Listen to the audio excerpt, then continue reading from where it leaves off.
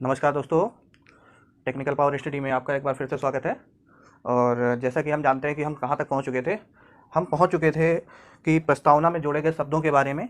तो प्रस्तावना, भारतीय संविधान की प्रस्तावना में जो शब्द जोड़े गए थे वो थे संप्रभुत्व, सॉवरेन, सोशलिस्ट, समाजवादी, secular, democratic, republic, justice and the liberty, equality and fraternity and integrity.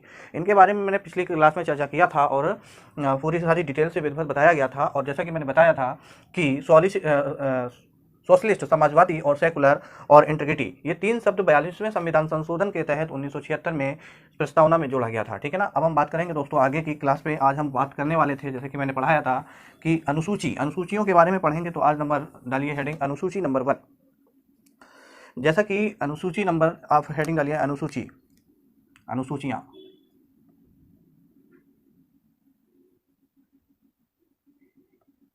अनुसूचियां, तो हेडिंग डालेंगे अनुसूची नंबर 1।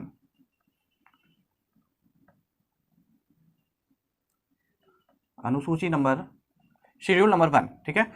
जैसे कि दोस्तों हम सभी लोग जानते हैं कि हमारे जो संविधान में पहले 8 अनुसूचियां हुआ करती थीं।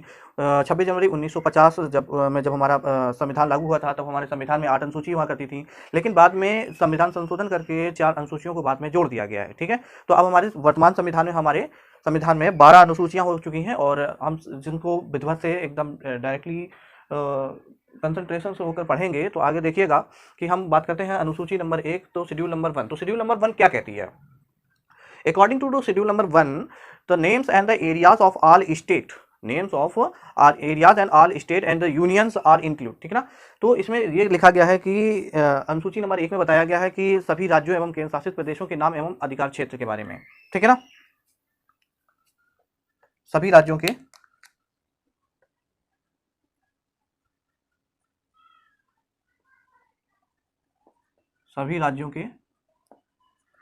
नाम, सभी राज्यों के नाम एवं सभी राज्यों एवं केंद्र शासित प्रदेशों के नाम एवं अधिकार क्षेत्र। अनुसूची नंबर 1 में बताया गया है सभी राज्यों एवं केंद्र शासित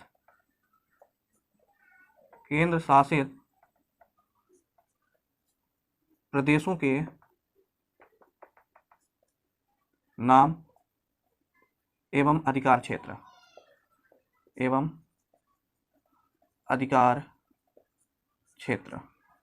ठीक है। तो ये अनुसूची नंबर 1 में बताया गया है कि सभी राज्यों एवं केंद्र शासित प्रदेशों के नाम होंगे और उसके अधिकार क्षेत्र होंगे।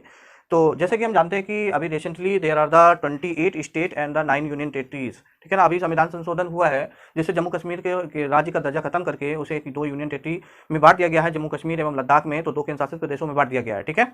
तो यही हुआ कि अब हमारे वर्तमान समय में हमारे संविधान में कितनी 8 स्टेट हैं, सॉरी 28 स्टेट हैं एंड 9 केंद्र शासित यूनियन टेरिटरीज हैं। ठीक है।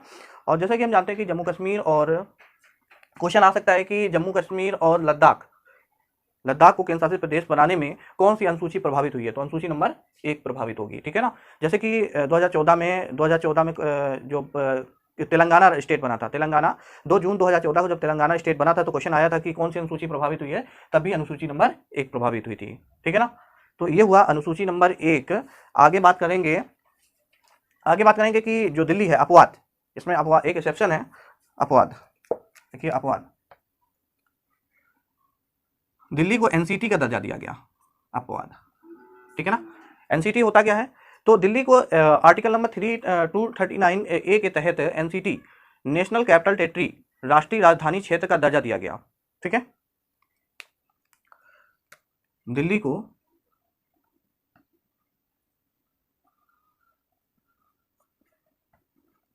को आर्टिकल नंबर 239 ए के तहत एनसीटी का दर्जा प्रदान किया गया। ये एक अपवाद है। ठीक है ना। एनसीटी का दर्जा प्रदान किया गया। एनसीटी होता क्या है? National capital territory. NCT national capital territory. ठीक है ना। राष्ट्रीय राजधानी क्षेत्र,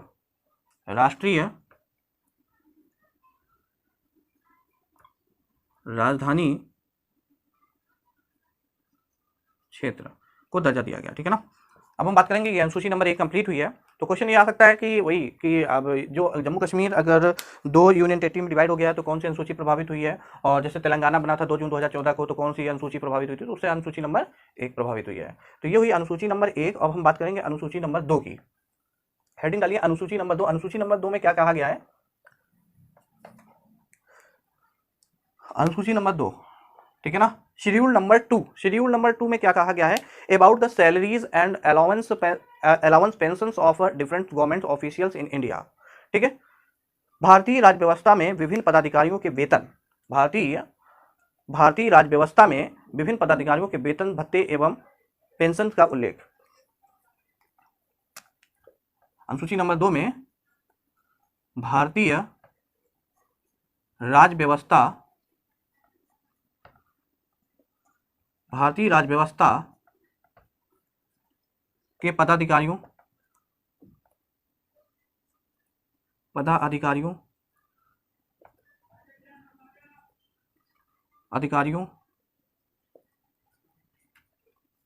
पदाधिकारियों के वेतन, भत्ते एवं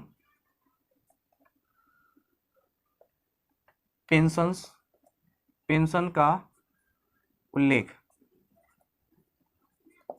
ठीक है। तो पेंशन का उल्लेख किया गया है इसमें। तो इसमें पदाधिकारी कौन कौन से आते हैं, तो पदाधिकारियों के नाम लिखेंगे राष्ट्रपति, उपराष्ट्रपति, ठीक है, और लोकसभा के अध्यक्ष एवं उपाध्यक्ष, राज्यपाल, राज्यसभा के सभापति एवं उपसभापति, ठीक है। देखिए पदाधिकारी कौन कौन से पदाधिकारी आएंगे?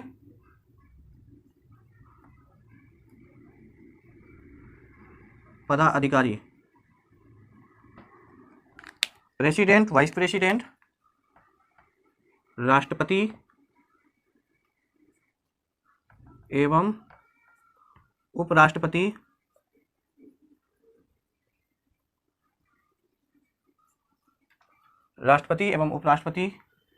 राज्यपाल, राष्ट्रपति एवं उपराष्ट्रपति, राज्यपाल, लोकसभा के अध्यक्ष एवं उपाध्यक्ष, लोकसभा के अध्यक्ष एवं उपाध्यक्ष, ठीक है ना, और राज्यसभा के सभापति एवं उपसभापति। राज्यसभा के, एक मिनट इंक खत्म हो गया, वेट करेंगे।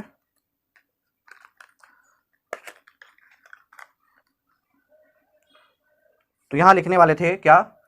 तो जैसे कि अनुसूची नंबर 2 में बताया गया कि भारतीय राज्य व्यवस्था के पदाधिकारियों के वेतन एवं भत्ते एवं पेंशन का उल्लेख है। तो पदाधिकारी कौन कौन से होंगे? राष्ट्रपति, उपराष्ट्रपति, राज्यपाल, लोकसभा के अध्यक्ष एवं उपाध्यक्ष, राज्यसभा के सभापति एवं उपसभापति, राज्यसभा के सभापति एवं उपसभापति,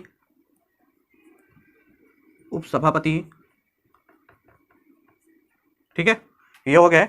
आगे बढ़ेंगे। राज्यों के विधानसभा के अध्यक्ष एवं उपाध्यक्ष, राज्यों के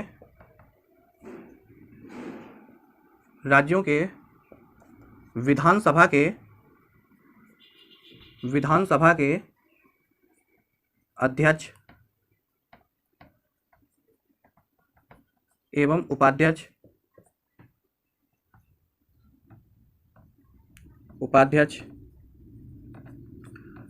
ठीक है। राज्यों के अध्यक्ष एवं राज्यों के विधानसभा के अध्यक्ष एवं उपाध्यक्ष, chairperson and vice chairperson of the state legislative assembly, ठीक है। आगे बात करेंगे विधान परिषद के सभापति एवं उपसभापति। विधान परिषद के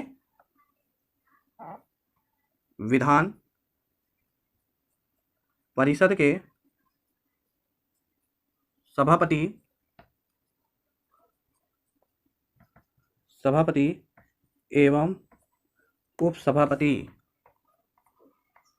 और आगे बात करेंगे सभापति, आगे बात करेंगे द जजेस of supreme court and high court. Supreme court और हाई कोर्ट के जज, सुप्रीम कोर्ट एवं हाई कोर्ट के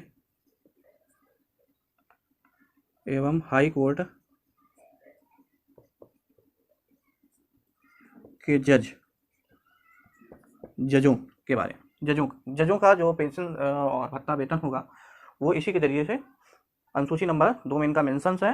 एंड नियंत्रक एवं महालेखा परीक्षक कैग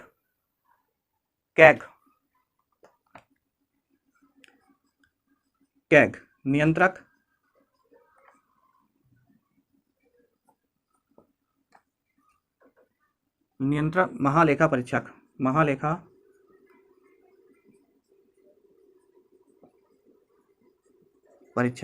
नियंत्रक एवं महालेखा परीक्षक, ठीक है ना।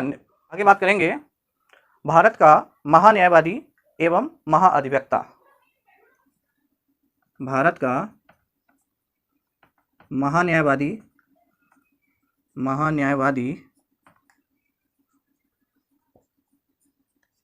Attorney general of India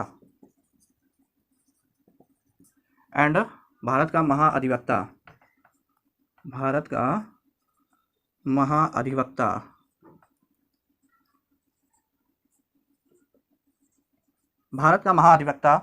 solicitor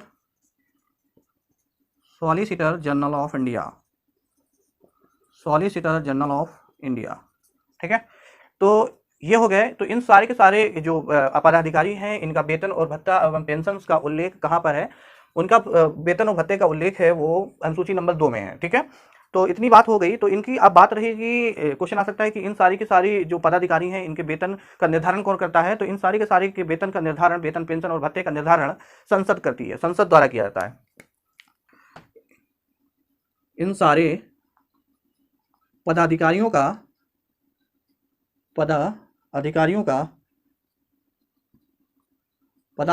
के वेतन, भत्ते एवं pension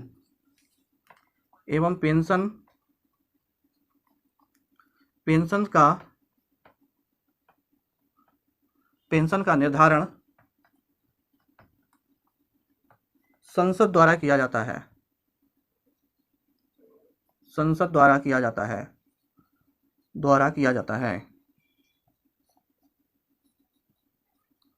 Parliament decides the salaries, pensions and allowance of these person.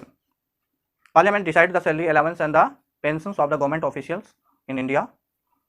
तो ये हो गया, इतनी सारी बातें होगी। लेकिन एक एक्सेप्शन है, अपवाद। एक्सेप्शन ये है, अपवाद ये है कि भारत के महान्यायवादी और महाअधिवक्ता का वेतन का निर्धारण संसद द्वारा नहीं बल्कि इसका वेतन का निर्धारण राष्ट्रपति द्वारा किया जाता है, ठीक है। तो एक एक्सेप्शन है, अपवाद लिख लीजिए यहां पे, अपवाद। ये अपवाद ये है, इनका वेतन का निर्धारण, इनके वेतन का निर्धारण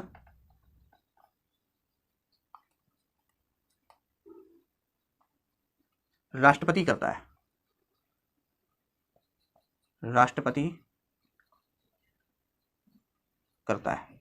ठीक है ना। इनके वेतन का निर्धारण कौन करता है, राष्ट्रपति करेगा, ठीक है। President of the India decide the salary and the pensions of the allowance and attorney general of India and the solicitor general of India, ठीक है। ये सारे के सारे वेतन टैक्स फ्री होते हैं, ये सारे के सारे वेतन भत्ते, ये सारे के सारे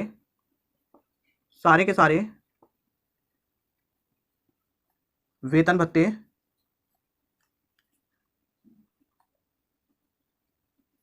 टैक्स फ्री होते हैं, टैक्स फ्री एवं ये भारत के संचित निधि से दिए जाते हैं, ये भारत के संचित निधि से दिए जाते हैं, संचित निधि से दिए जाते हैं, ठीक है।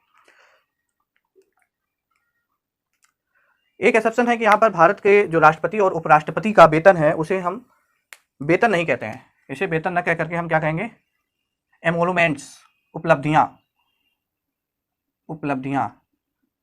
वेतन नहीं कहा जाता,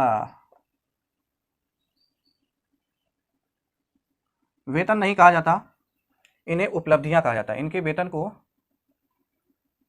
एमोलूमेंट्स, इनके वेतन को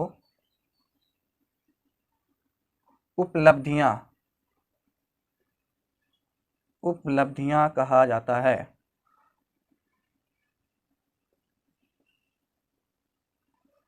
उपलब्धियां कहा जाता है। ठीक है, तो ये सारी की सारी बातें हो गई। और अपवाद एक और है कि महान्यायवादी, भारत के महान्यायवादी, अटॉर्नी जनरल ऑफ इंडिया और भारत के अधिवक्ता solicitor of general of India के वेतन को रिटेनर कहा जाता है। इनके वेतन को, इनके वेतन को, इनके वेतन को रिटेनर, रिटेनर कहा जाता है, रिटेनर कहा जाता है। ठीक है, तो ये सारी की सारी चीजें हो गई कि अनुसूची नंबर 2 में इतना ही पढ़ेंगे। और आगे हम बात करते हैं अनुसूची नंबर 3 के बारे में। अनुसूची नंबर 3 क्या है उसके बारे में चर्चा कर लेते हैं कि हेडिंग डालिए अनुसूची नंबर। वंस अगेन वेलकम दोस्तों, थोड़ा सा टेक्निकल इशू हो गया था। तो आगे हम बात करेंगे कि अनुसूची नंबर 2 तो पढ़ ली थी और अनुसूची नंबर 3 की बात करेंगे अब। तो हम इतना सा इरेज कर देते हैं इसको। अनुसूची नंबर डालिए हेडिंग आर्टिकल नंबर अनुसूची नंबर 3 शेड्यूल नंबर 3। तो शेड्यूल नंबर 3 में हम किसके बारे में पढ़ेंगे, तो भारत के पदाधिकारियों के शपथ के बारे में पढ़ेंगे। किसके बारे में, about the oath, about oath, oath के बारे में पढ़ेंगे, अबाउट ओथ, ओथ के बारे में पढ़ेंगे। पदाधिकारियों के, भारत के पदाधिकारियों का, पदाधिकारियों, पदाधिकारियों, पदाधिकारियों के शपथ ग्रहण का उल्लेख, के शपथ का, शपथ ग्रहण का उल्लेख। तो जैसा कि दोस्तों हम जानते हैं कि, जैसा कि हम सभी जानते हैं कि अनुसूची नंबर 3 में अबाउट ओथ भारत के जो पदाधिकारी हैं उनके शपथ ग्रहण का उल्लेख किया गया है। तो पदाधिकारी ये सारे के सारे आएंगे और इसमें भी कुछ इंक्लूड कर लेंगे जो और भी पदाधिकारी हैं जिनका जिनका शपथ ग्रहण अनुसूची नंबर 3 के तहत या अनुसूची नंबर 3 के तहत होता है या अनुसूची नंबर 3 में उल्लेखित है। तो लिख लीजिए, लोकसभा व राज्यसभा के सदस्य, केंद्र का मंत्रिपरिषद, देखिए केंद्र का मंत्रिपरिषद, केंद्र का, इसमें और बढ़ा लेंगे आगे, केंद्र का मंत्रिपरिषद एवं राज्य का मंत्रिपरिषद, एवं राज्य का मंत्रिपरिषद, राज्य के मंत्रिपरिषद के शपथ का उल्लेख,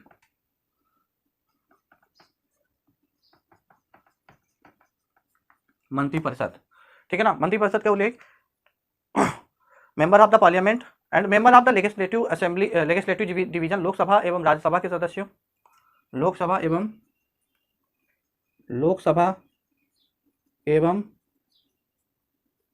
राज्यसभा के सदस्य, राज्यसभा के सदस्य, लोकसभा एवं राज्यसभा के सदस्य के शपथ ग्रहण का उल्लेख इसी अनुसूची में है, के सदस्य का उल्लेख। और आगे बात करेंगे संघ एवं राज्य के मंत्री या सांसद के शपथ ग्रहण का प्रारूप, ये अलग अलग है। तो यहाँ पे लिखेंगे संघ एवं राज्य के मंत्रिपरिषद एवं सांसद का शपथ ग्रहण अलग है। संघ व राज्य के मंत्रिपरिषद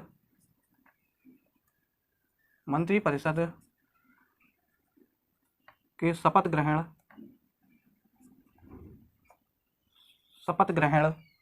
ठीक है ना, का प्रारूप अलग अलग प्रारूप है, ग्रहण का अलग अलग प्रारूप है, का अलग अलग प्रारूप है। ठीक है, इन जो राज्य और केंद्र के होंगे, राज्य और केंद्र के मंत्रिपरिषद होंगे, उनके शपथ ग्रहण का प्रारूप अलग अलग है। ठीक है ना, अलग अलग प्रारूप है।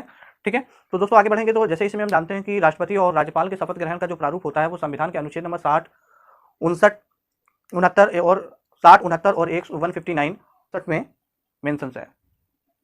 ठीक है, तो यहाँ पे देखेंगे कि राष्ट्रपति और, यहाँ लिख लेते हैं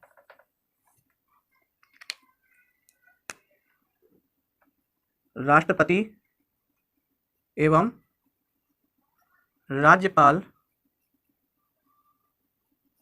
के शपथ ग्रहण का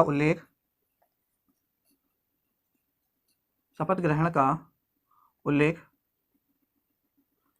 संविधान के आर्टिकल नंबर 60, 69 और 159 में है।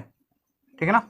उसमें पढ़ेंगे कि इनका जो शपथ ग्रहण होता है वो किस तरीके से होता है। तो यहाँ तक आपकी अनुसूचियाँ नंबर 3 कंप्लीट होती हैं और इसी तरीके हम आगे अनुसूचियों की बात करेंगे। इसी तरीके धीरे धीरे आपको हम 12 अनुसूचियाँ पढ़ाएंगे, सारे पार्ट पढ़ाए जाएंगे। ठीक है ना। तो आगे अगर वीडियो अच्छा लगा हो, अगर क्लास अच्छी लगी हो आज की, तो इसे सब्सक्राइब करें, शेयर करें एंड लाइक करें। Thank you.